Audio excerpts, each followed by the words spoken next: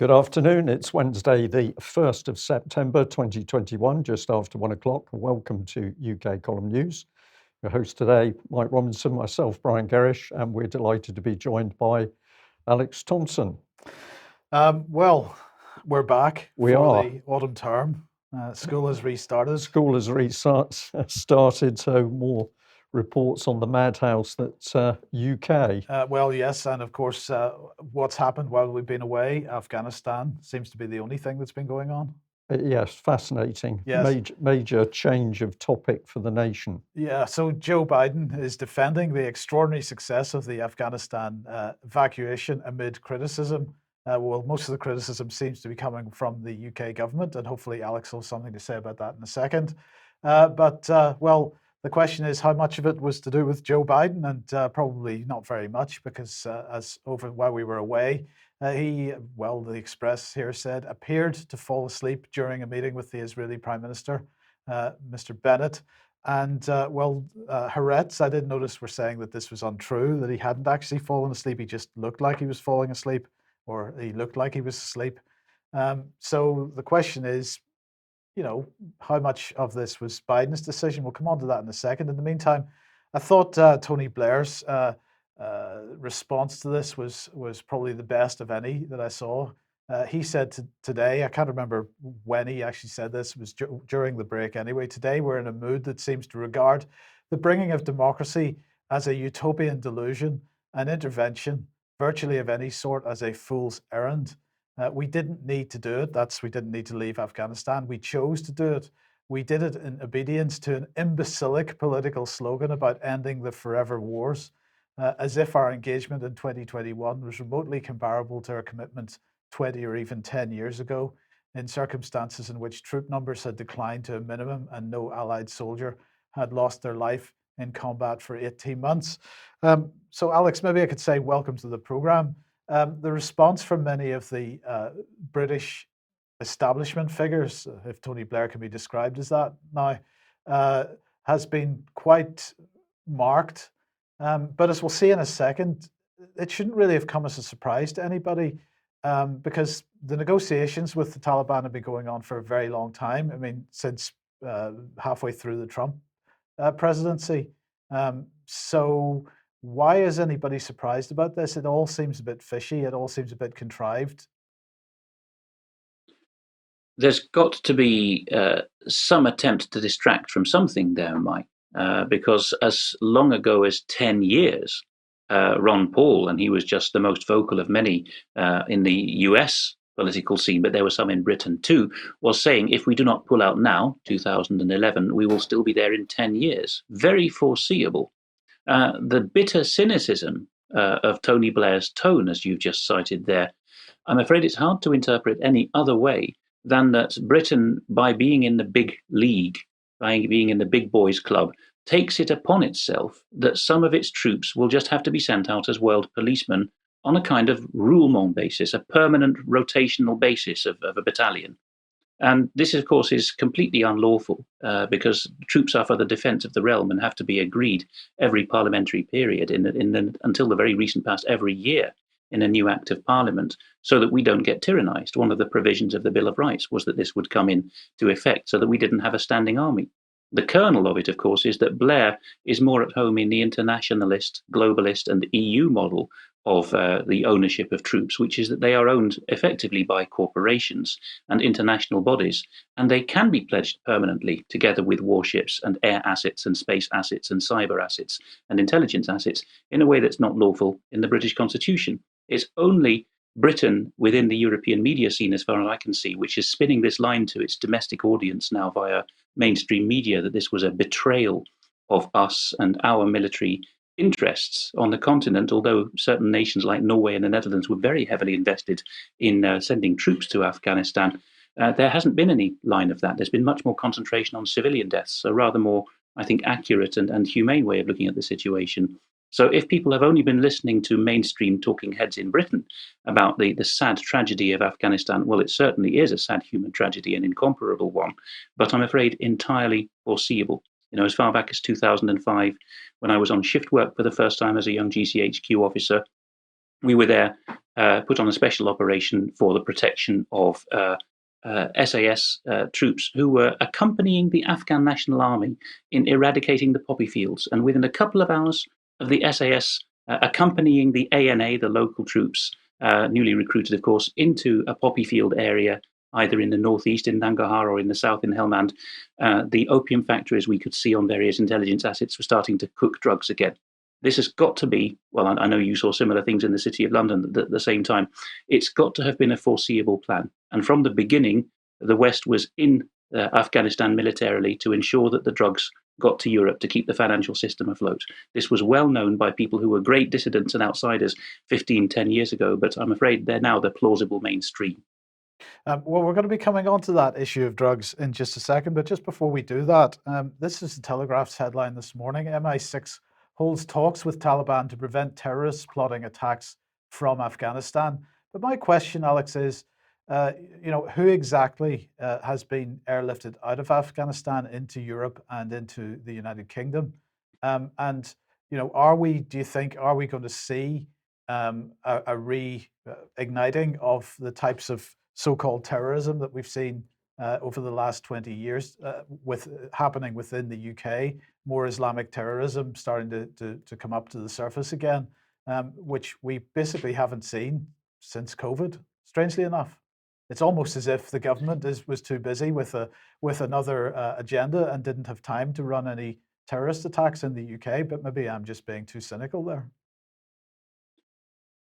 I'm afraid, God forbid, I do foresee the likelihood of more shots and bangs in Western Europe and North America and Australasia, because we haven't had those for a couple of years. The script of Islamic terrorism has been somewhat retired, but as we'll be covering from Switzerland shortly, there are these nebulous claims of COVID-related terrorism. That doesn't have a bogus Islamic angle attached to it as yet, but who knows? It is likely to swing back into action, because in order to have one of these waves of terrorist threats, you need an inscrutable nation. The more inscrutable, the better. The less the intelligence officers, let alone the general public, really know about the culture and mentality of a particular country. And Afghanistan is really the back of beyond to all the major powers, certainly the Western ones.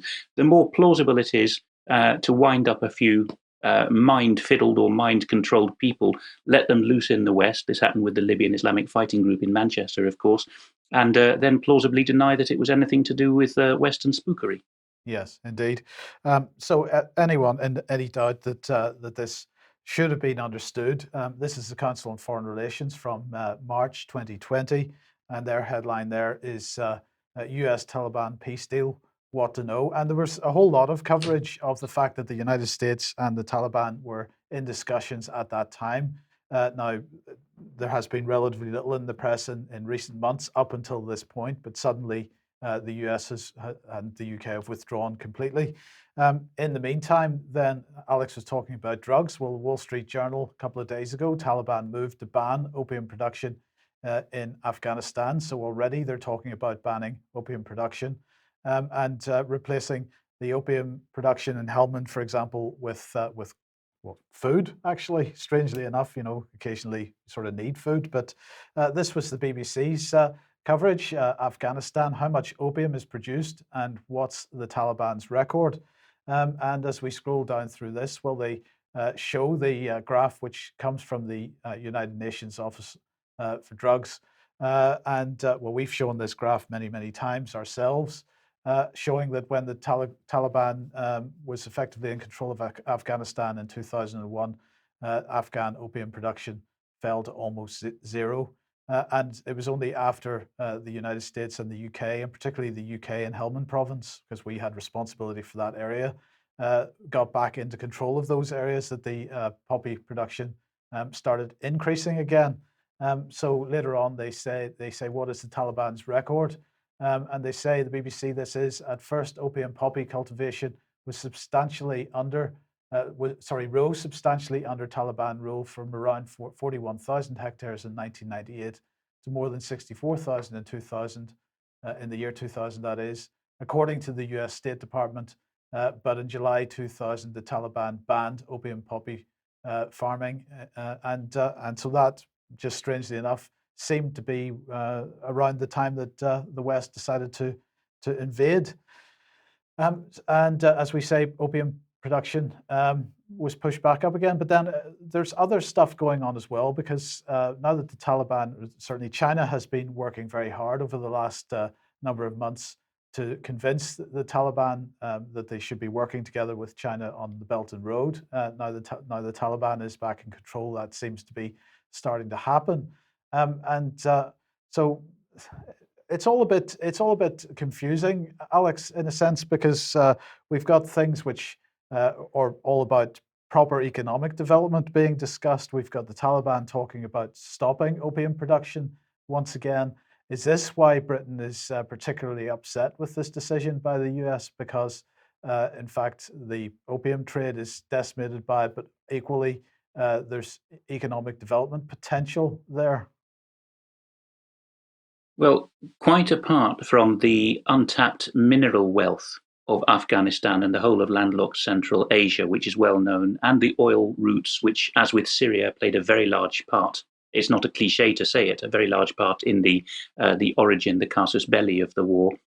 You have just the geographical location. Even if Afghanistan was bare rocks with no interesting subsoil, you would still have its location, linking China and Russia, well, from east to west China with the Middle East and Europe, north to south Russia with India and the Bay of Bengal. So that is clearly prime real estate for motorways, railways, and things that Afghanistan has, of course, not had in any measure. But those of short memory or younger might not know that back in the 1960s and 70s, before the communist Najibullah regime, which the Soviets were prompted and triggered into invading and supporting, and speaking of Brzezinski, the kingpin of US deep state policy, boasted about this, that he'd given the Soviets another Vietnam by enticing them in. Before that Najibullah regime, there was already, under the king of Afghanistan, a lot of this economic planning, together with the more tokenistic things that the Western media pay attention to, such as women in short skirts going to university and not being harassed, the things that we're told we went to Afghanistan in 2001 to protect, and now we're being told we won't have them anymore. So there's been a multi-decade agenda. Some parties, like China in its more recent incarnation, have been more interested in that. Others have not. We should also point out that the Taliban, what you just discussed there, Mike, was the economic unity or planning of the Taliban government. The Taliban is a disparate entity, and like Al-Qaeda, in the case of Arab countries, really only has an identity in the English language as a singular item. Any continental language correctly reports the Taliban with a plural verb: the Taliban have, the Taliban are, because Taliban is a plural noun. Very early in my GCHQ days, there was one occasion when a transcriber said to me, here's a talib on the line. And I said, what's a talib? Oh, yes, of course, singular in Arabic. So Taliban is the students, it's plural, just like Al-Qaeda means the database. And we don't have time to get into the ins and outs of it, but it is a disparate group, as General Sir Richard Dannett, head of the British Army, said the other day, country boys. He's hinting there, and that was your point again, Mike, that economically, Britain would prefer them to be a bunch of hicks that just hand over to the next Western-backed warlords. And I think his prime worry that he's subconsciously giving vent to there is that they will learn to be more than hicks and actually realize the value of their precious metal and oil reserves. And not only precious metal and oil, but also rare earths, which, of course, as we move towards COP26 and this pressure to get everybody onto electric cars and everything else, become much more valuable. So yes, Afghanistan definitely has plenty to offer there, but the BBC wants to make sure we're focused on how nasty the regime is. Now, I'm not suggesting that they're suddenly becoming nice guys in any way, and I think there's a lot to unpack here and a lot to discuss. And I'm not attempting to put forward a particular narrative as such. I'm simply showing what we're seeing in the press at the moment, and really highlighting topics for future discussion. But here we've got Afghanistan's Uyghurs fear the Taliban, and now China too. So again, we're presenting a narrative of an oppressed minority that we've got to be supporting. But I just want to remind everybody what the BBC had said about the heroin industry in the past. This is from July last year. What the heroin industry can teach us about solar power. And this was solar power, of course, being in the sense of the sun growing, being the power source to grow the poppies. And this was the quote that I just thought was the best from that that article, the heroin industry is perhaps the purest example of capitalism on the planet. I just thought that was spectacular. Yeah. Ra- And more than one hidden meaning. I just wanted to comment on the fact that a couple of days ago we had the BBC expressing surprise and concern that the Americans were pulling out, and it appeared that the British, we did not have military capability to carry on the operation and secure the airport, or indeed run all the flights to get people out. I could just come back to you on this, Alex, but it was as though the BBC was just completely shocked that we no longer have a real military capability. And of course, the moment the Americans said they were going to pull out, that meant that we were left with nothing, no real capability on the ground. BBC seems to feel that every time we're operating with Americans, we're doing it on an equal footing, which of course is complete nonsense. The BBC is an egregious example of this, but the new crop of young, militarily inexperienced defence correspondents for the broadsheets, such as the Times, are similar. You've covered that, Brian, in the past. They are spun what they are expected to believe about the capabilities and philosophy of the British military by the media-related officers who control the embedded correspondence, and that's the only view of the situation they have. Some of them who know the country very well, some of the mainstream reporters, I mean, who have operated in Kabul for a while, are more culpable than that. A very good interview by Vanessa Beeley with Lucy Morgan-Edwards the other day, a really good expert on Afghanistan, who's speaking very frankly about the lies of the mainstream media in this current situation. That just came out the other day, and Lucy Morgan-Edwards pointed out specifically that Lise Doucette, the well-known Canadian internationalist, as it were, who she makes a point of being a globalist, who has reported from Syria and Afghanistan for the BBC and others, knew Afghanistan far too well to be genuinely shocked about the collapse in the way that she feigned. And I think Lucy Morgan-Edwards suggested that was even true of these correspondents' knowledge of the British military. In many ways, it's comparable to how the British military was meant to hold on to two southern Iraqi provinces after the 2003 invasion around Basra. And again, the blurb that the British military was giving to its own bubble and to the media at the time was, we don't need as much armament and training and toughness as the Americans in the north of Iraq. Because in our province, in both Afghanistan and Iraq, that we're responsible for, we're helmets off and softly and friendly. And the military men knew it was a load of junk and bunkum this, but they went with it anyway. So a self-delusion, as Lucy Morgan-Edwards says in her recent interview with Vanessa Beeley, self-delusion has taken hold. And particularly in Britain, the military guys will only speak to each other. They will not listen to civilian experts who are in country or who've lived in the country for many years or native. They will only speak to each other.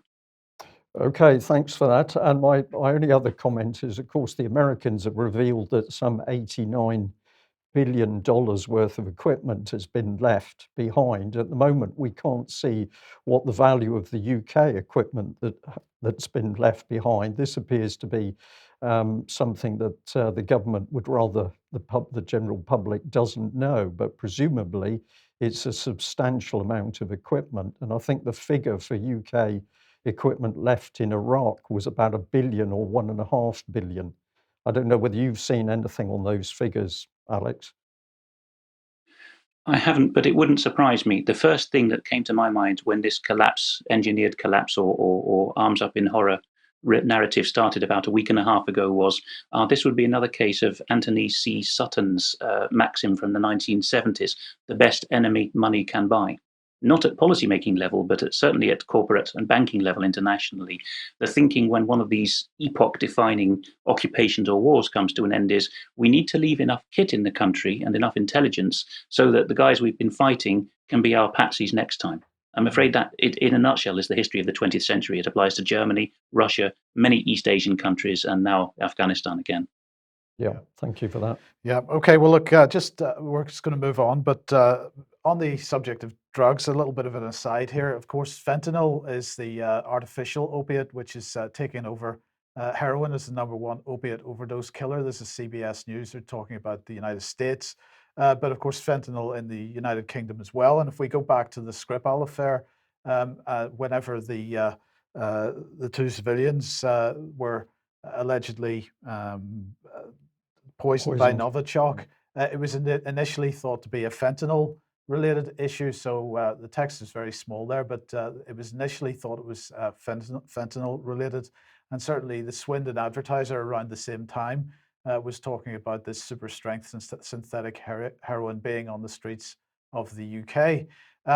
But look, this is kind of a strange kind of segue, but I wanted to just remind everybody what Dame Sally Davies, who was the chief medical officer at the time, had said about Novichok, the nerve agent, because there was some confusion, as I say, in the press about whether it was fentanyl or Novichok that those people were poisoned with. But Sally Davies at the time, if you remember, said, "My advice for any individual who might come in contact with Novichok: wash your clothes, wipe down any personal items, shoes and bags with cleansing or baby wipes before disposing of them in the usual way." Now, we made a lot of fun about this at the time, but the question that ultimately ended it was this: what is the actual UK government's narrative, or what was the narrative about Novichok? Was Novichok a deadly nerve agent which lasts forever and kills at a glance? Or was it a low risk agent which can be washed away with everyday detergent and baby wipes?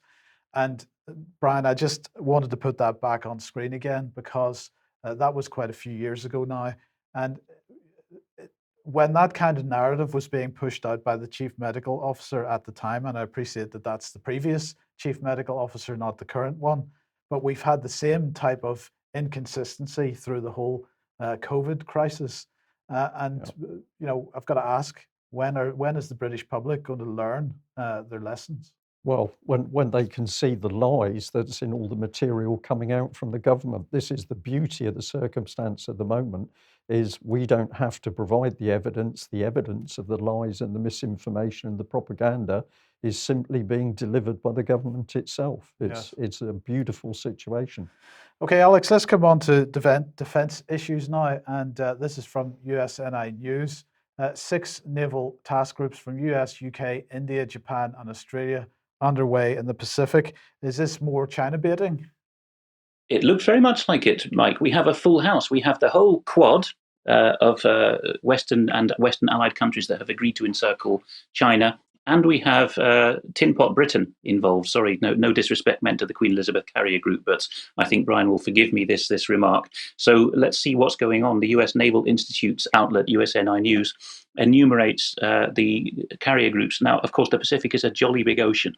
Let's bear that in mind. But simultaneously, currently operating in the region, according to this report, are the US Navy's Carl Vinson Carrier Strike Group, the Japan-based America Expeditionary Strike Group, the Royal Navy's Queen Elizabeth Carrier Strike Group, which is full of other nations' escort vessels, of course, the Australian Defence Force Indo-Pacific Endeavour 21 Task Group, the Japan Maritime Self-Defence Force, that's the Japanese Navy Indo-Pacific Deployment 2021 Force, and the Indian Navy Eastern Fleet Task Group. So this is, of course, the attempt to guarantee FONOPS, freedom of navigation operations.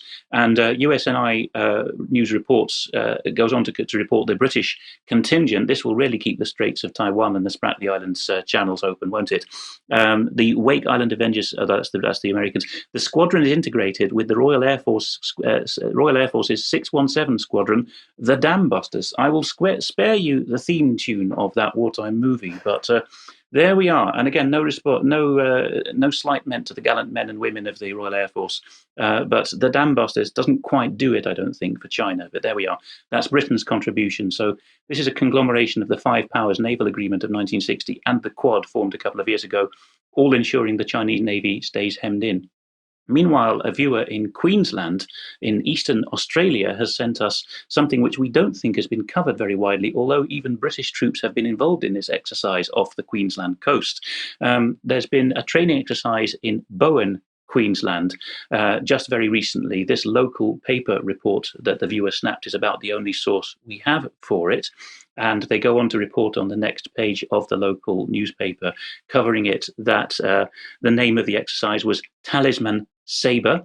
and that there were Brits involved. We don't know much. The article goes on to assure everyone that there's no COVID contamination because the nasty sailors and soldiers will stay out to sea when they're not required to storm the beaches. But we'd have a couple of snaps of what the viewer sent. So any strategic air spotters and enthusiasts can inform us as to the significance of these being parked on the apron on the Gold Coast. In Australia for the duration of the exercise. The viewer notifies us, and there's one more shot of that through the glass of the aerodrome.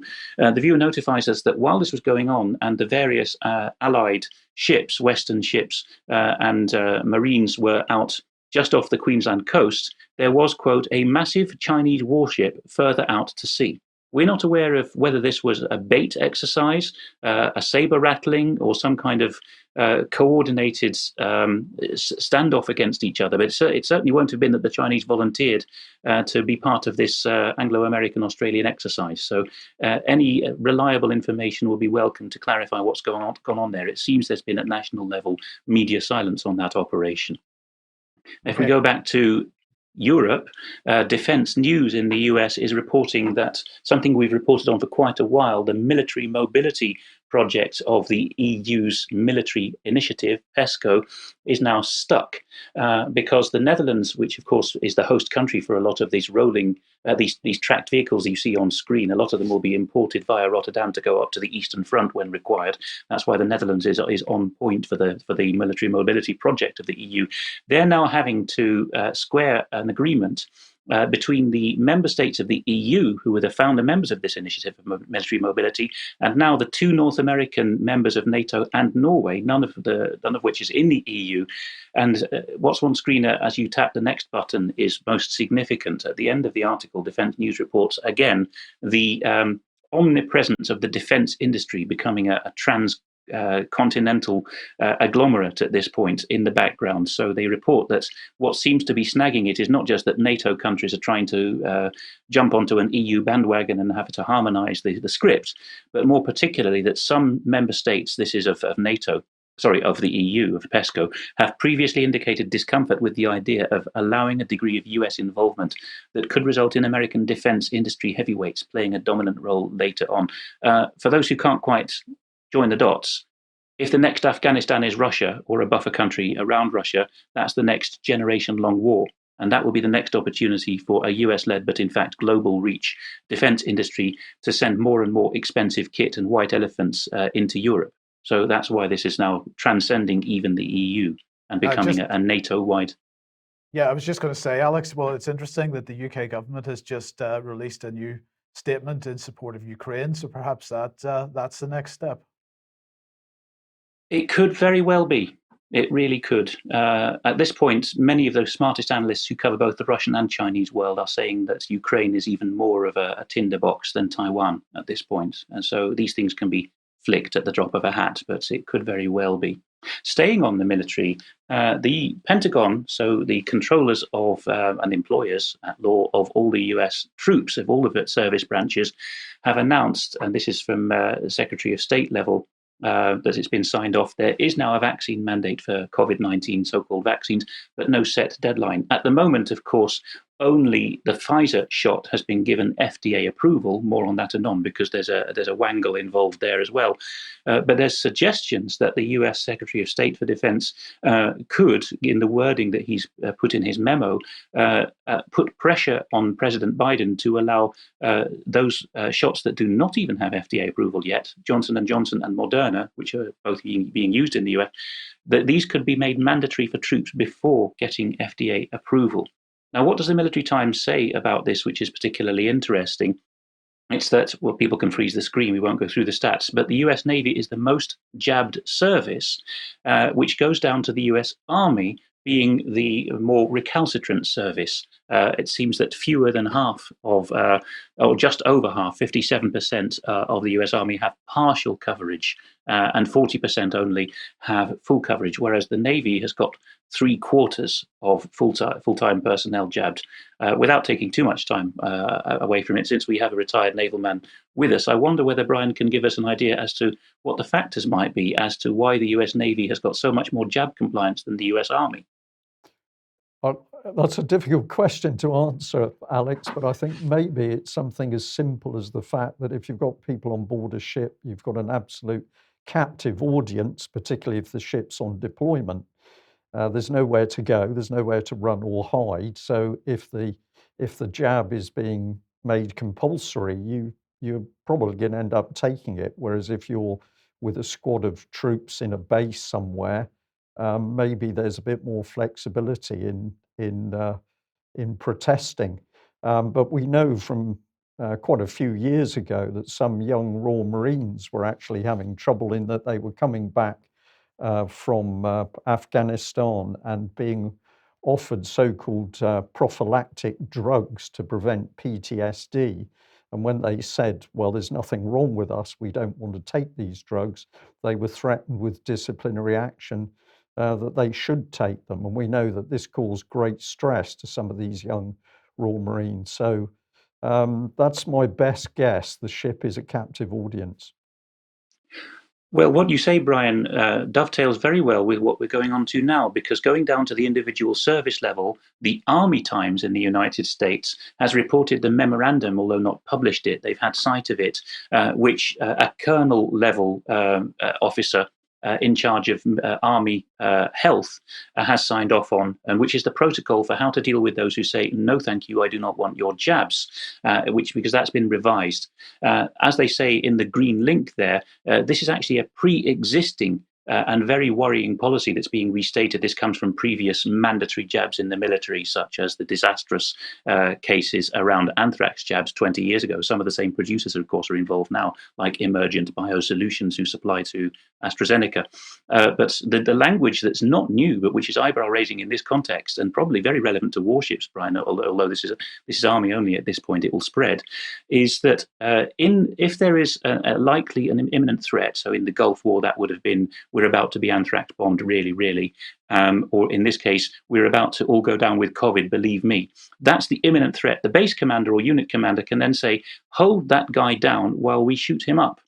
Right, so unit personnel, the document says, and this predates the COVID crisis, but it's been reasserted now by the relevant colonel, unit personnel, this is US Army only, will only use the amount of force necessary to assist medical personnel, that would be an Army nurse, in administering the immunization. So the holding down of people is, I'm afraid, on the way, at least in the military, which tends to be a test bed for many of these things.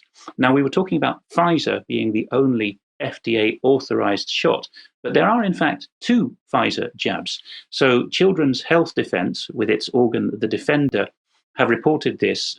Robert F. Kennedy Jr. and Dr. Meryl Nass, 2 names both very well known to many of our viewers, have this article up. 2 things mainstream media didn't tell you about the FDA's approval of the Pfizer vaccine, and we'll just scoot through them in this article and then see a better analysis elsewhere. I should say a more ruminated analysis elsewhere. So the first thing that we weren't told by the mainstream is that Pfizer acknowledges it doesn't actually have stocks in the US of the version, the Comirnaty branded jab, that it has got approval for.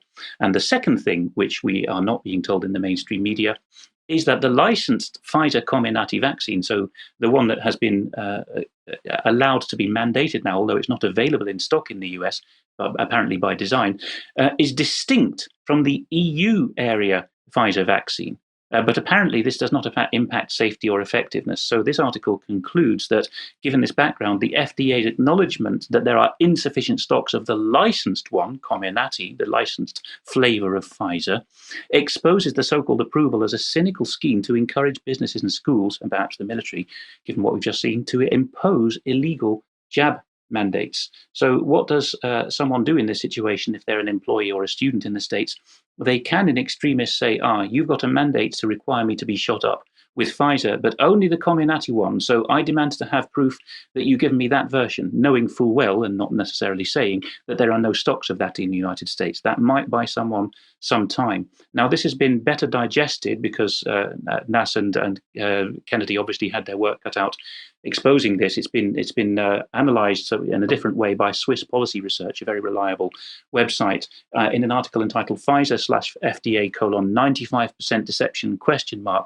So what this says in plain language is that, the lower paragraph on the screen at the moment, that Pfizer are using the unavailable branded product, that's Comirnaty, to justify politically motivated vaccination mandates. But they may then deliver the unbranded product, that's the one that's in stock in America, that to avoid any liability for vaccine injuries, because there's no liability under the end user agreement, but there is full liability under a market license. An update from the Washington Times suggests that it's even worse than that at law, Pfizer doesn't bear a liability for either of these shots. It's just that under one of them, they claim some kind of lawful authorization. We continue on the military. While all this is going on, that the troops are now so regarded as so infantile that they can be told to be jabbed and held down if they say, I have my doubts about that.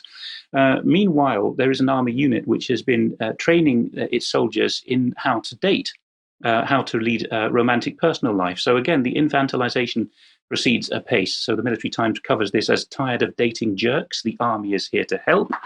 And of course, this would be the large number of single, particularly young women who are now in this military scene, who are getting their hearts broken and who are therefore not militarily effective. So what's happened is that the Army's 5th course out in, they had an offsite in Ohio, but I believe it's a neighboring state where they're based. They had an offsite with a workshop entitled Don't Date a Jerk. And they actually have a corps chaplain, Captain Brad Wysomierski, who put out a press statement linked from the piece, who says the Army wants to make sure we're putting training and value back into developing healthy relationships. So this is part of the US Army's People First initiative. It's an offsite called Strong Bonds, a unit-based, chaplain-led program seeking to enhance soldier resiliency through personal enrichment. It's looking like when you join up to fight for Uncle Sam now, you have no power over your own body. You're told you don't have the mind to work out what health administrations you need, and you're also told whom to date. Is there any personal life left for US service people? Are they actually regarded as adults or not? Well, I think you're demonstrating quite happily, Alex, that they're not regarded as adults and they're not being treated as adults. And of course, the result of that is that we're getting all sorts of disciplinary problems on board American warships and in the other armed forces. So this is actually breakdown. This is a cultural attack on the American military from the inside. And I think we're starting to see some pretty severe effects as a result of it. It's certainly not accidental policy. Indeed. In the meantime, back to the UK, and the headline at the end of last week was COVID spike forces Devon and Cornwall to call in army to support ambulance crews. We military back on the streets in order to support ambulance crews. Now, it was a bank holiday weekend, so clearly ambulance crews in Devon and Cornwall under a bit of pressure because of the extra number of people that were in those counties, but it's not like they didn't know that it was going to happen. So surely they must have been prepared for that, Brian. But anyway, designated by the government as an enhanced response area over the bank holiday weekend, residents in the southwest were being advised to wear masks and socially distance. So there you go. Now, I have to say, I had cause to be at Derriford Hospital yesterday. And two things are absolutely clear within the hospital. One is that no matter what the issue you go in with, if you do have a symptom, they will absolutely assume that, first of all, that's what it is. If it's temperature, for example, you don't have to have any kind of actual respiratory symptoms. If it's a temperature, they'll assume that's what it is. But it's pretty clear that that hospital, and I'm sure every other hospital in the country, is being run on the principle of the PCR test and the idea of asymptomatic spread. It doesn't matter whether you're displaying symptoms or not. Assumptions are being made, and I do then question whether people are being diagnosed properly. One of the other things that I noticed at the hospital is that they have MRI scanners outside the hospital now. They are temporary scanners, temporarily housed. So I just wanted to remind everybody what the latest stats are from the ONS, because the point that I want to continue to remind everybody of is that with rising waiting lists and talk of anything from 10 to 15 million people on the waiting list by the end of the year at the NHS, the consistent area where there's been excess mortality since the beginning of this whole COVID thing has been people dying in their homes, having not received the medical treatment that they need for non-COVID related issues.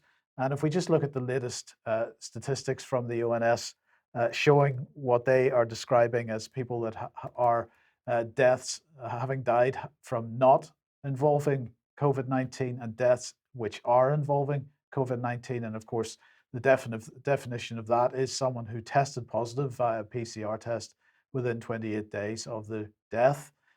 Well, if we go back to March last year, we can see that even though there are a number of deaths, quite a significant number of deaths there, which are attributed to COVID-19, whether that's confirmed or not, there were also a significant number of deaths which were not involving COVID-19, according to the ONS's definition, above the 5-year average line.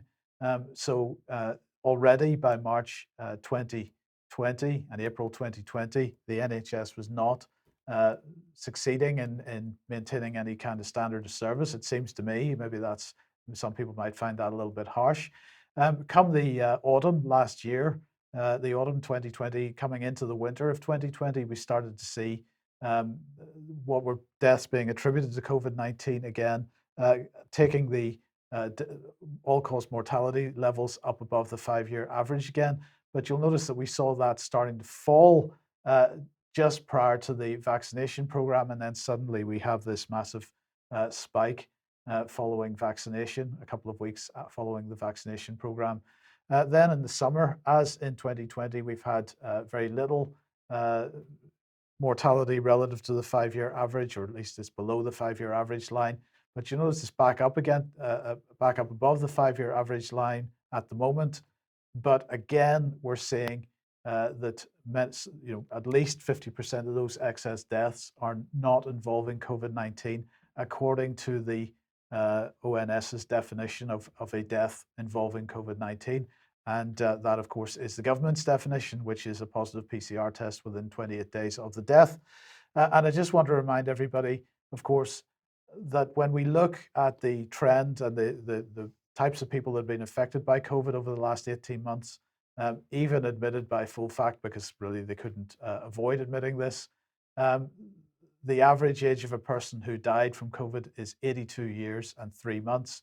The average age of death from other causes is 81 years.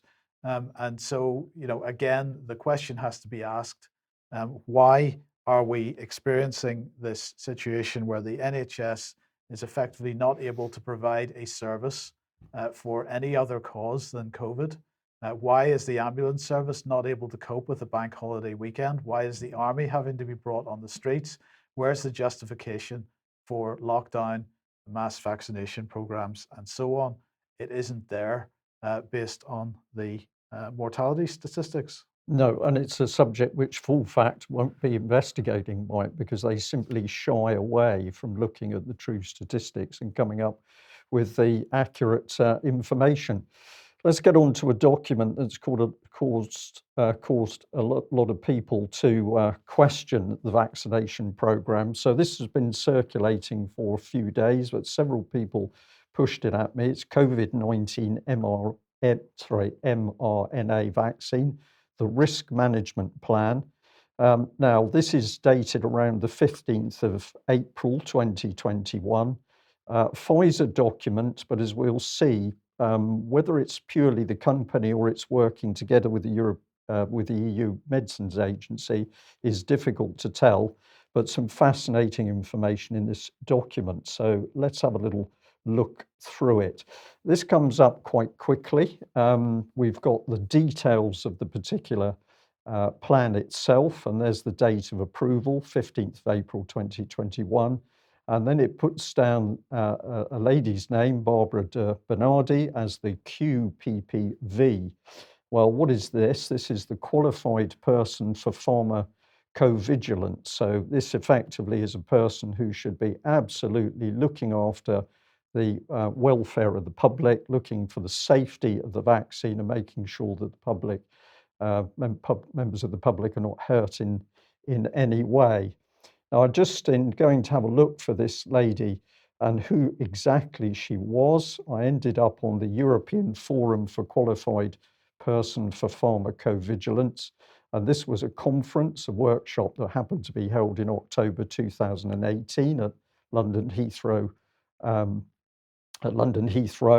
And here's the lady down at the bottom, so we can just bring that up on screen. And it says EU QPPV Deputy and Head of EU Safety Office, Pfizer, Italy. Now, I found this interesting because you say, well, is she working directly for Pfizer, or is she working for the EU on secondment to Pfizer, or does she have a foot in both camps?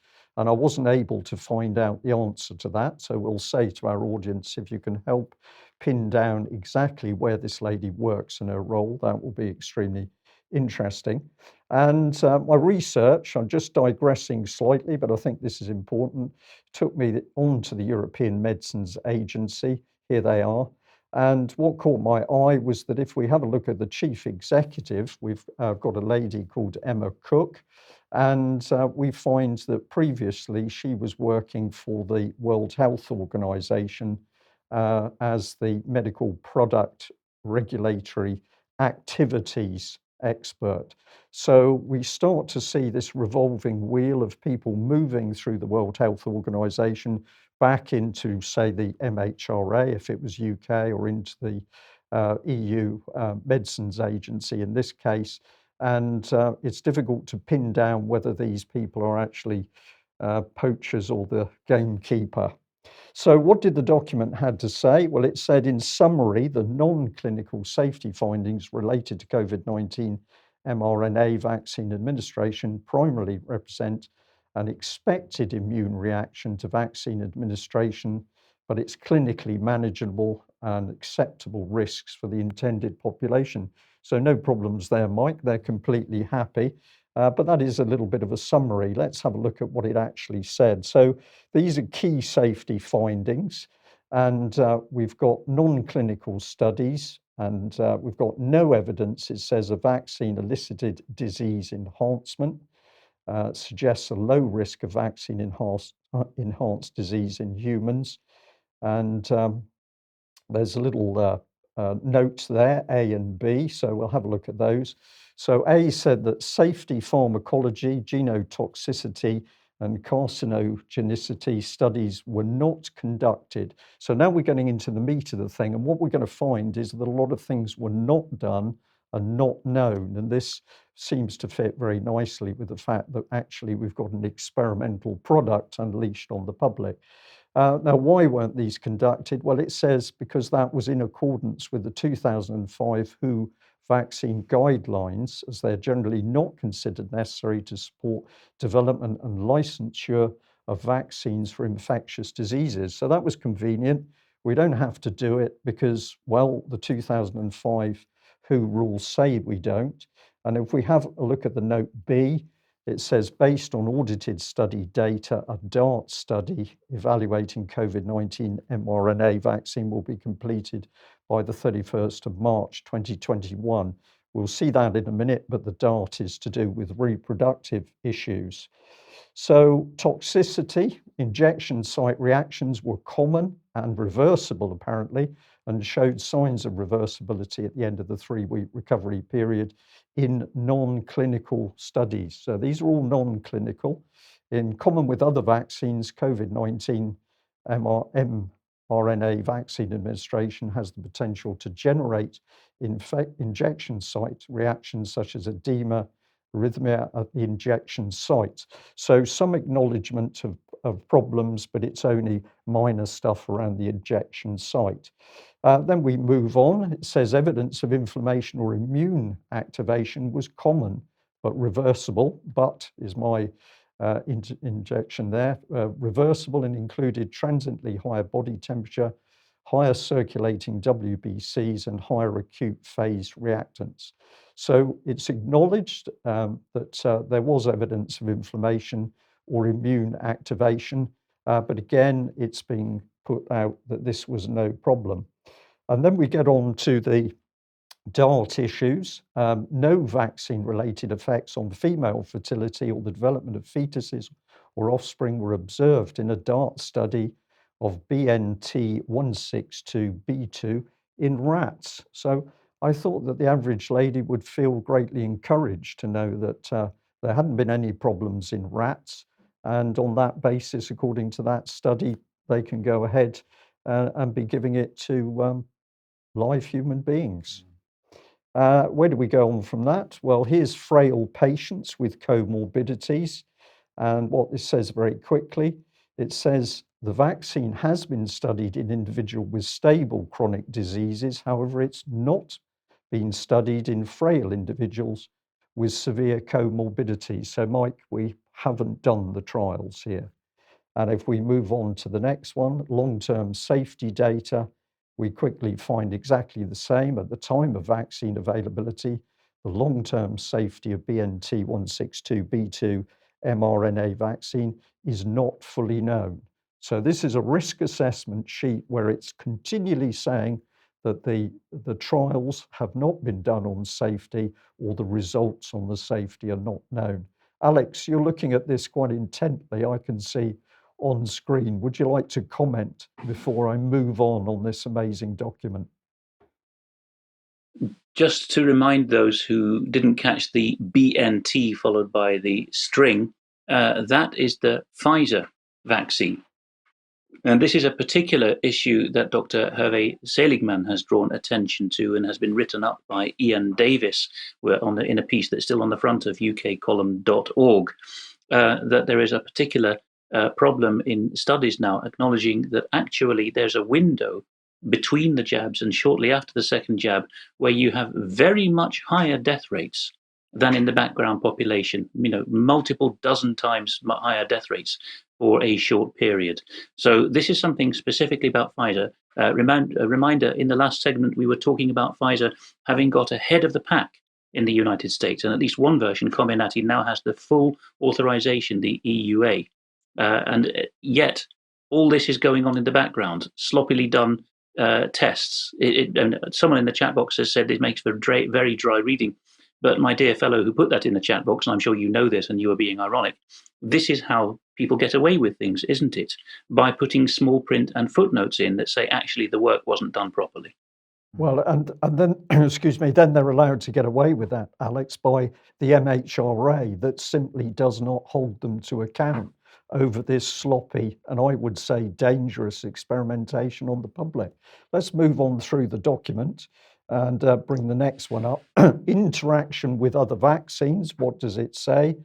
Well, it says there are no data on interaction with the Pfizer vaccine with other vaccines at this time. And yet the moment this vaccine was unleashed on the population, it was clearly being mixed with AstraZeneca and other vaccines, but there was no safety data according to this document.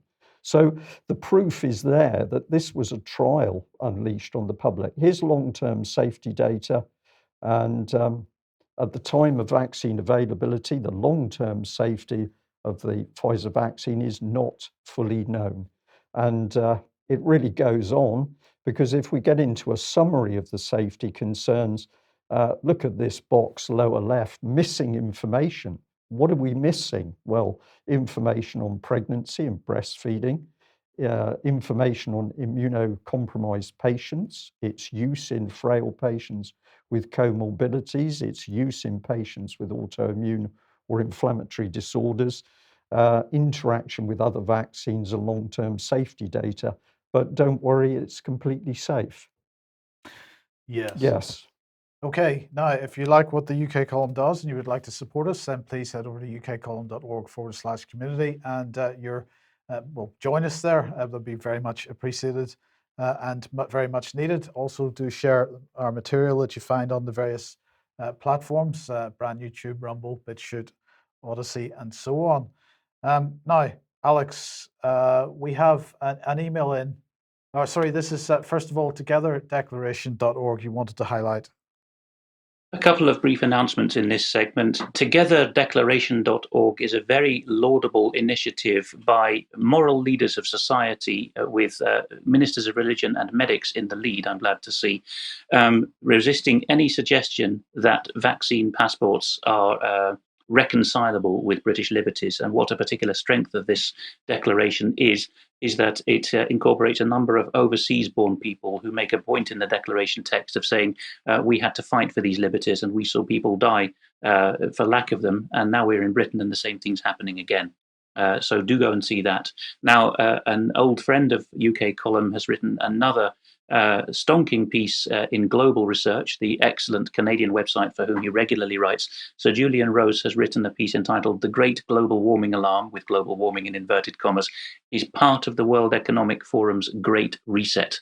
And on screen, I've got an extract here. He's talking about the scary message of disaster if we don't act, underpinning everything. So the point he's making, as the editors have put in a subheader here as well in the piece, is that fear is the glue that binds it all together.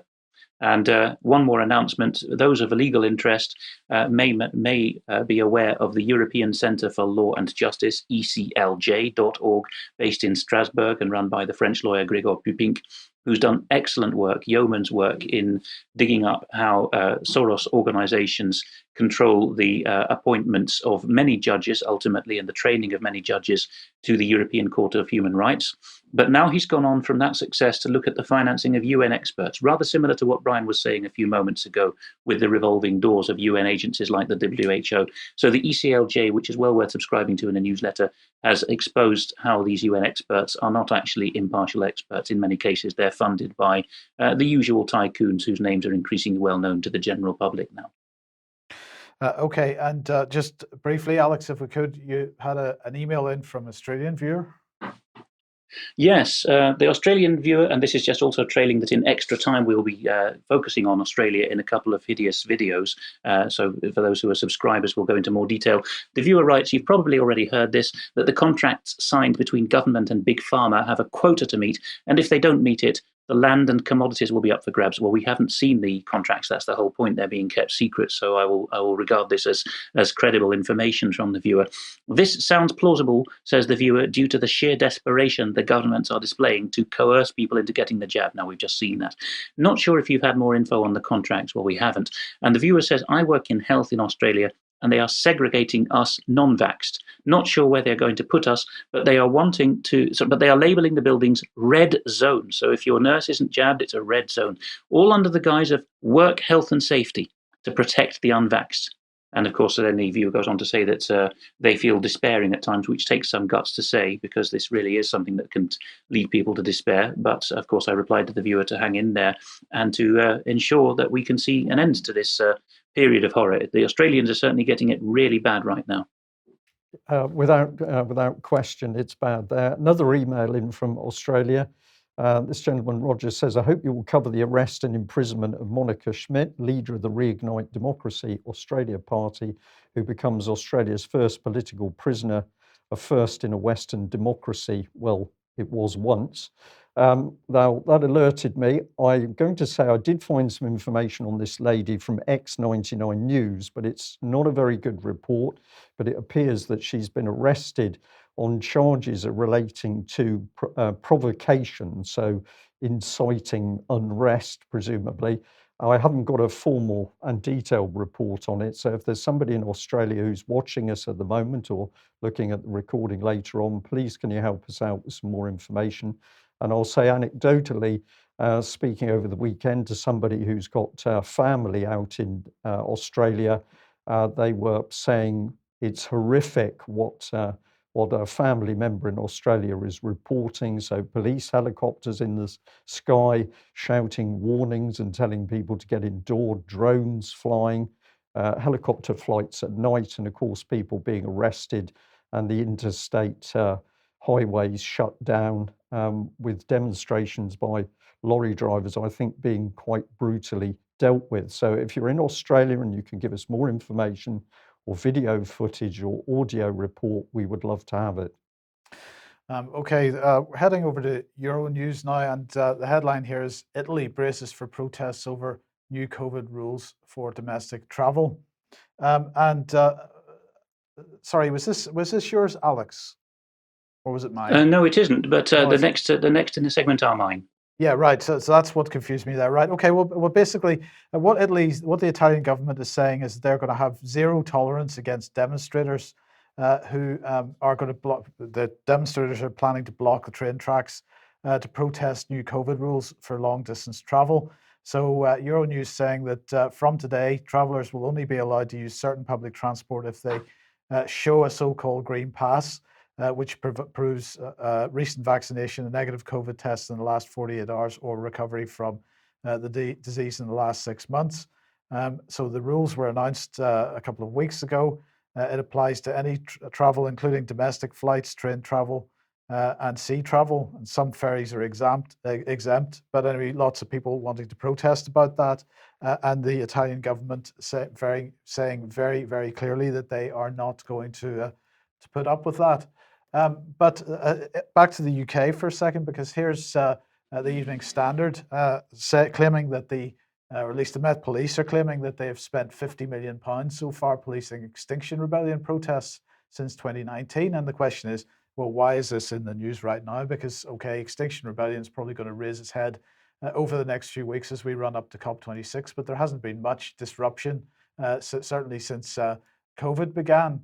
So why is this being brought up right now? Well, of course, the reason that it's being brought up right now is because the policing was the Police Crime Criminal Conduct Bill, can't remember the exact name, is coming into back into Parliament for well, it's progressing quite swimmingly through Parliament, and that Alex is going to prevent a lot of protest, people being pushed into protest pens and so on, and Extinction Rebellion being used as a sort of poster child for this, the excuse for this kind of draconian shutdown in lockdown. But what was draconian shutdown on protest? But what fascinated me about this was yet again we have an identical policy popping up in various parts of the world, in the UK and in Italy. They're basically protest is not going to be permitted in the very near future. If Italians or other continentals are wondering what's coming down the turnpike, as the Americans say, read The Road to Kill the Bill, an excellent ebook and print book, which outlines how the Northern English police forces perfected this method just for you European fellows to enjoy the benefits of. And it involves a fake extreme protest group being made the darling of the movement and stealing all the limelight and staging silly protests that are actually tipped off in advance to the police, all hand in glove stuff. And because of that, you serious protesters won't get any media coverage and will be tarred with the same brush. That's the script, and it was written in Britain. Yes, and I just wanted to highlight the fact that even The Guardian is raising a flag about the police and crime bill, because this headline, I think, was 9th of August, so quite a few weeks ago now. I didn't see it at the time, but the police bill is not about law and order, it's about state control. It absolutely is, and you know, it's something, as I've said many times, that unfortunately the campaign to kill the bill has been effectively co-opted by Extinction Rebellion, Black Lives Matter, and so on. But this is a subject which crosses all the political spectrum, and everybody should be getting involved in opposing it. And one way to oppose it, of course, is to get in touch with Joshua Clements, the journalist there from The Guardian who's written that article. Give some support, encouragement, give more fact and evidence as to what's going on, to encourage him to be producing more material, and of course talking to his friends and telling them what's actually happening. So Alex, protest in France then? Yes, I haven't been able to trace where in France, but we're just going to roll a bit of footage without sound, which has been shared on a number of platforms. In this case, a gentleman called Dan on Twitter.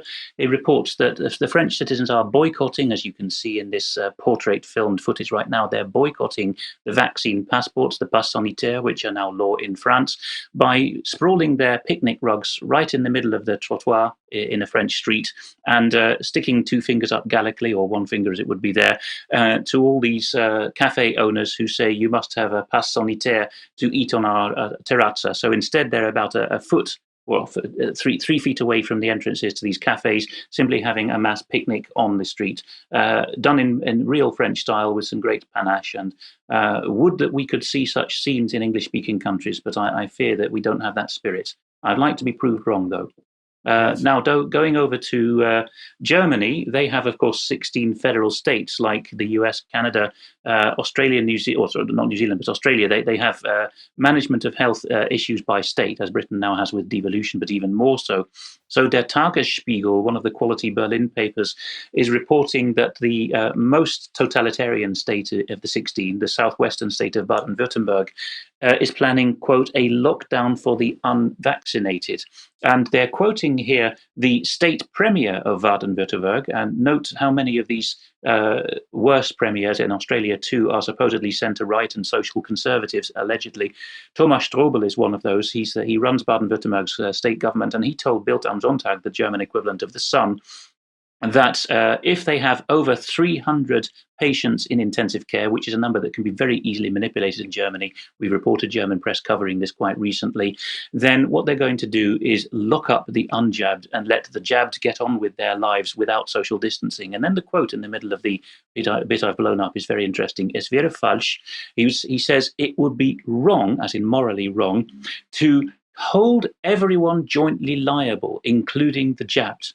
So that's why we're going to have different rules for the unjabbed than for the jabbed, because the phrase he uses in German is that the jabbed should not be taken in Mithaftung, which is a legal phrase meaning held jointly liable at law, and it has overtones of kept in confinement with the others as well. So he's openly admitting that there is a kind of a legal, a pseudo-legal treatment going on here, that you unjabbed are responsible for it all. Also giving the lie on that same German news story, giving the lie to the idea that you'll be able to get a green pass in the EU by proving negative test status from a PCR test. Well, Mike, you just read out that is for the time being still the case in Italy, or in the case in Britain with these passes.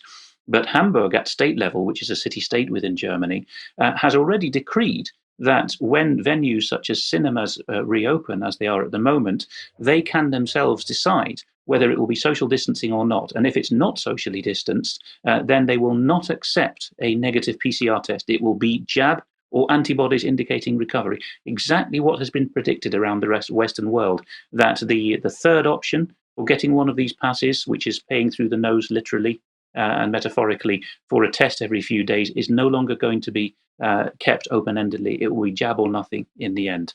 Another German quality paper, Welt, has reported something rather interesting.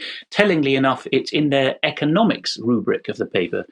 They're reporting that nearly half of Germany's very many doctors' surgeries have stopped administering COVID-19 jabs. So there are something over 50,000 doctors' surgeries in Germany, a big country and very heavy on doctors. And the Welt am Sonntag has reported that the Robert Koch Institute, notorious to those who follow the German end of COVID, has reluctantly had to admit in a survey carried out in the second week of August that currently they don't have over 50,000 doctors' surgeries administering the jabs anymore. It is now fewer than 30,000. The figure is now 29,300. So since a cluster of pathology or autopsies have been carried out by a German pathologist, as we've reported when Patrick was on the news before the break, since this pathology has indicated that a large minority of those who died with COVID on their certificate actually died of COVID, among the elderly in particular, that news has got through to doctors, perhaps better than anyone else. And something approaching half of the doctors' surgeries in Germany are saying, no, I will no longer administer this. So the purchasing and the stocks of these jabs are going down quite rapidly now as well, quite precipitously. Over in Switzerland, the Sunday imprint of the Neue Zürcher Zeitung, again a paper of record in Germany, in Switzerland, in Zurich, reports that the Secret Service is warning of attacks on vaccine centres. Let's go to a handy coverage of this in English by the Singaporean quality paper, the Straits Times. Their headline of the NZZ headline is "Switzerland warns of terror attacks on COVID-19 vaccine sites." But what's this? We see that there's a lot of blurb of the kind I used to help write when I was at GCHQ for the annual paper exercise of the revised threat levels for all countries and issues of terrorism in the world. But the Straits Times reports at the end of this piece, the agency, that's the Swiss intelligence agency, is concerned about attacks from militant groups. So far, there are no tangible indications of planned attacks. So it's another spectre of the mind, I think. Surely this will be the Taliban, won't it? Oh, yes. This will be, I mean, anyone who comes from Afghanistan and who's from the countryside can be called a Talib, and the extra trick that gets played in English is then he's from the Taliban, as if that were a singular entity. Yes. Okay. Okay, Alex, back to the UK then, and the Mirror.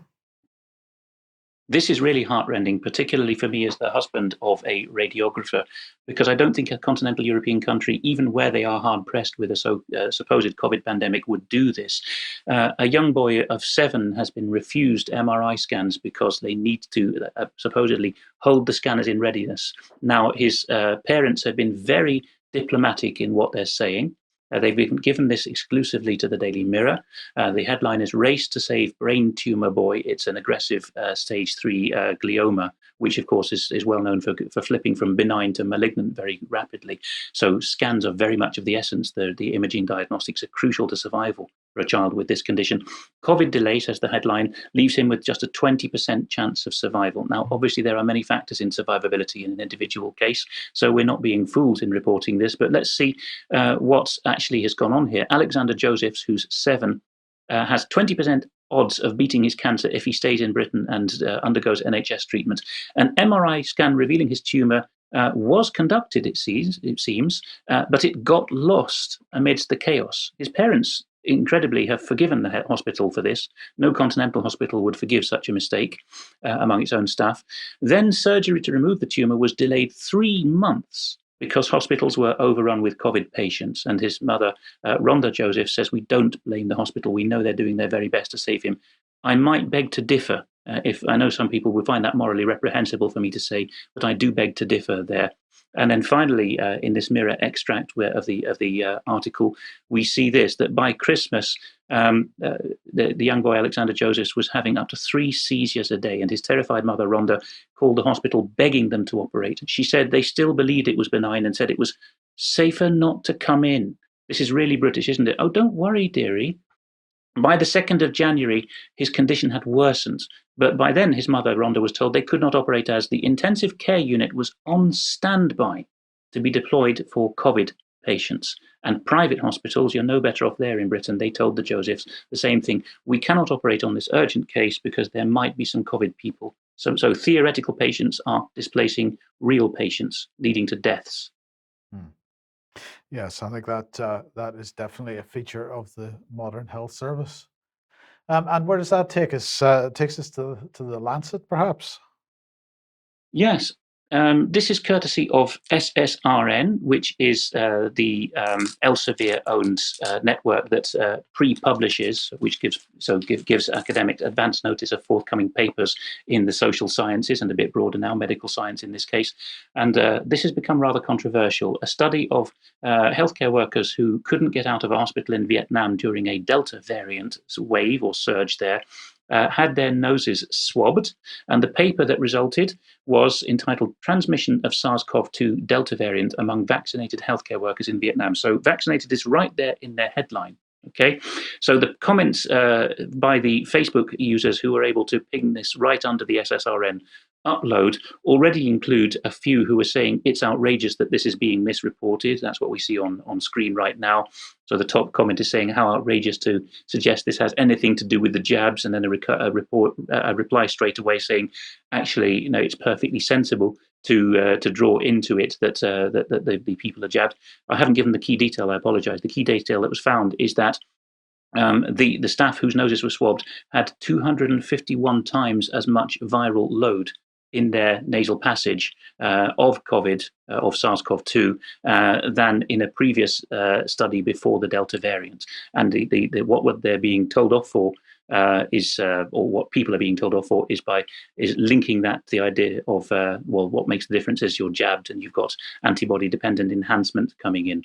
So this was then reported by a number of people, and the publishers, the prestigious Oxford University Clinical Research Unit, published a rebuttal entitled "Our Preprint Article," and they've said that it's come to their attention that Children's Health Defence, the same outlet that RFK writes for, we showed a moment ago, shared the false claim that our paper demonstrated, quote, "vaccinated individuals carry 251 times the load of COVID-19 viruses in their nostrils compared to the unvaccinated. False, false, false, false, false. Nothing to do with vaccination, etc." But nothing daunted, the author on Children's Health Defence, in this case it's Dr. Peter McCulloch in Texas, has updated his original piece for Children's Health Defence. And in the clarification, people can freeze it to read it in more detail, he says, actually, there is still no satisfactory proof that there is no link here. He says the vaccination status of the patients in this preprint, in this study, is not reported. Thus, no one here has done a direct comparison between unvaccinated Delta patients and unvaccinated earlier variant patients to determine the true difference in viral load. So prima facie, this paper is suggesting that because the jab allows you to tolerate rather more of the infection, but is not that much more effective in the end at stopping it, you're going to become an absolute crucible for the breeding of these viruses, which will then roll out of you. And in this case, we're talking about Vietnamese nurses who are in contact with vulnerable patients. So you can guess the results. So again, we've got misleading data coming out, and of course, defensive data, which is essentially designed to mislead the public. Where are we heading? Well, of course, we're heading for the situation in Germany that people are going to be treated differently depending whether they're vaccinated or not. Thus, there's the need to know who's had the vaccine. So this document we have been extremely interested in: digital documentation of COVID-19 certificates, vaccinations status. This is the World Health Organization, and its subheading is Technical Specifications and Implementation Guidance, dated the 27th of August 2021. So they're right up to date on this. There's the second page. Now, we want to reassure our viewers straight away that, of course, this is a completely independent document. So let's pop this up. This work was funded by the Bill and Melinda Gates Foundation, the government of Estonia, Foundation Botna, the state of Kuwait, and the Rockefeller Foundation. So clearly no problems at all here. And it says that the views of the funding bodies have not influenced the content of this document in any way. That's just remarkable. So it's good to see. Well, if we get into it, it's pretty comprehensive. Won't do too much because we're a little bit short of time, but introduction here. And in this section, if we bring it up on screen, it says COVID-19 vaccines are being delivered at record speed, and countries need a way to give individuals a record of their vaccination status. It's all for us. We need to know. Ideally, digital technology can be leveraged to facilitate large-scale vaccination campaigns and augment paper-based vaccination cards, which are easily lost and prone to fraud. So this is all to help us. It's really good. And the purpose of the document is to lay out an approach for creating a signed digital version of a vaccination record for COVID-19 based on a core data set of key information to be recorded and an approach for the digital signature. The document leverages existing free and open standards and is driven by the ethics, use cases and requirements of the digital documentation of COVID-19 certificates, vaccination status, and that's the DDCC-VS there.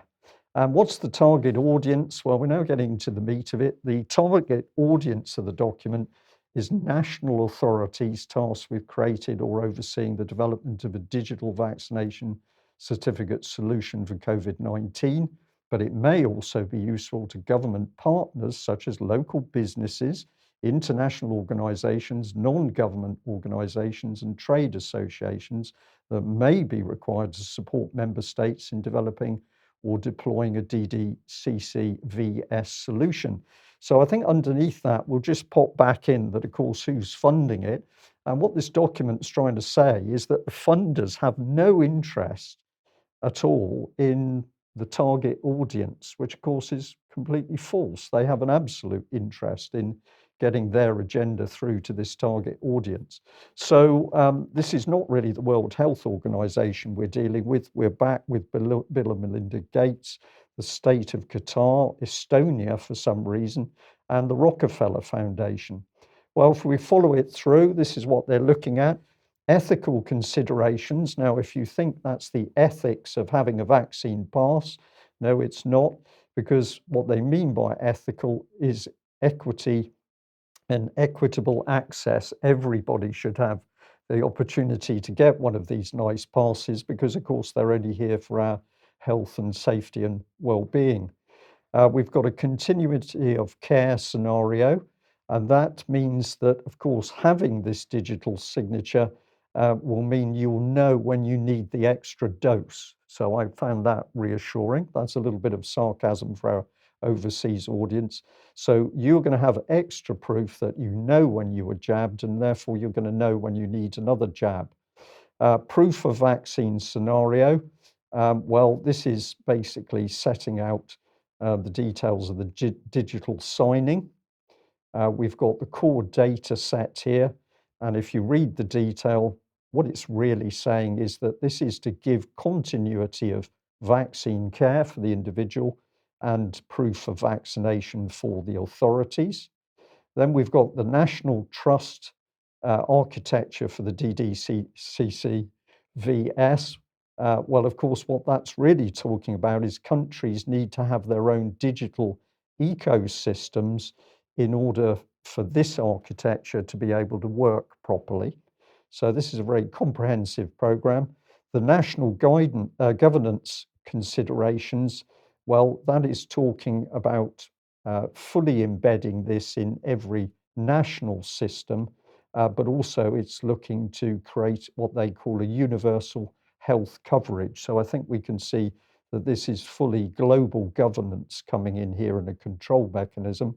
And if we do 8 implementation considerations, we're building a digital health infrastructure for beyond COVID-19, and that's going to be from childhood onwards. So clearly this document thinks that children are going to be vaccinated, and once they are, they're going to be fully on the vaccine passport, as it were. And the detail of the architecture is comprehensive. You need to go and have a look at this document yourself to see the amount of information in it. But this is the business domain services section. And now it gets interested because tucked away at the bottom, we've got finance and insurance systems. So of course, now we can see that this is not so much about our health and well-being as a means to document who we are, what medication we've had, and how they can make more profit from big pharma. Yeah, indeed. And I don't think this can be separated from the central bank digital currencies that are being rolled out by central banks globally at the moment, or at least they're fairly well down the road towards that, because this is the first time that central banks directly will be issuing currencies on a retail basis to us as individuals. That your green pass is going to be much more than just COVID status in the future. Indeed, and you had no idea what the next slide was, I Mike. didn't. So let's move on to that, because this document has tremendous acknowledgement for a vast number of people, too many to read out on screen, who actually helped the process. So here's the first paragraph, packed full of good people who have our health and well-being and interests at heart. So here's the second paragraph. Let's highlight all the people who are involved with the World Bank. And what a surprise, we suddenly can move across very smoothly from matters to do with health to matters to do with immense profit and power for the World Bank. So that answers your comment there, Mike. But the accolade goes on to yet more people. And then it's right at the end that, of course, we got the statement that the work was founded by the Bill and Melinda Gates Foundation. But if you're worried about what's coming, the NHSX to be precise, is fully on board. This is information about using the NHS COVID pass.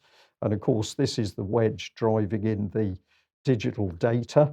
But one of our viewers found this and said, we should highlight it, which I'm delighted to do, because it's a COVID pass exemption card. And it says very clearly, I'm exempt from using the NHS COVID pass. And you can get one of those for a mere £5.95 from this organisation. I'll just put the details up. So it's shopdisabilityhorizons.com.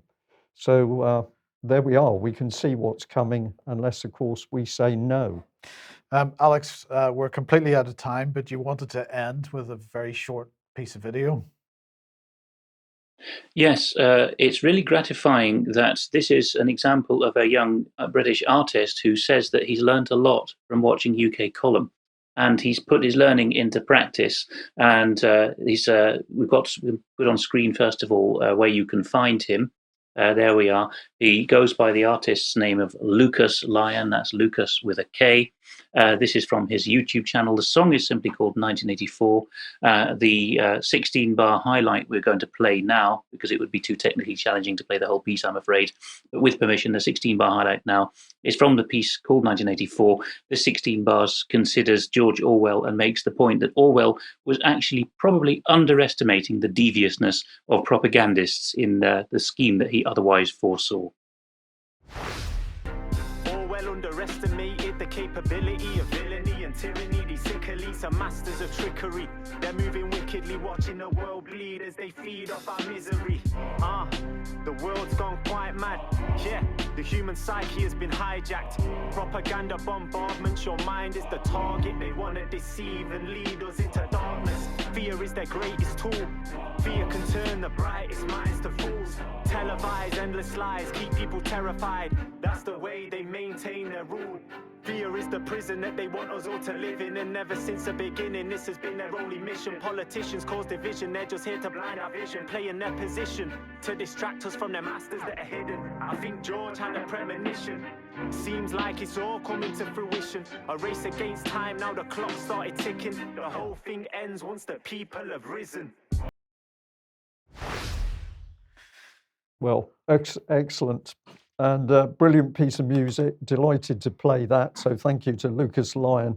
And I just noticed as that particular clip was playing in the chat box, somebody said, well, it's no good saying no because the establishment is not paying attention to no. And I think the answer to that has got to be, that's because enough people, we haven't yet got enough people who are saying no. We need enough people to be saying no, and it stops.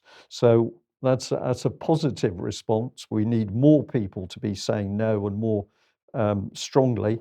And I'd like to end by saying that over the break period, we've had some very generous donations come in. So I'm going to just mention Ohio. Thank you very much for the individuals in Ohio that have made a donation to the UK column.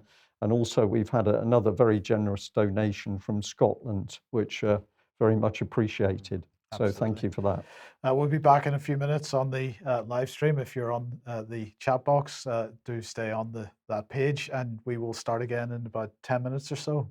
And otherwise, we'll be back 1 p.m. as usual on Friday. And we'll say we're as happy to see the audience as it appears the audience are happy to see us. So it's a two-way thing. Yeah. We'll see you in a few minutes. Yeah. Bye-bye. Bye-bye.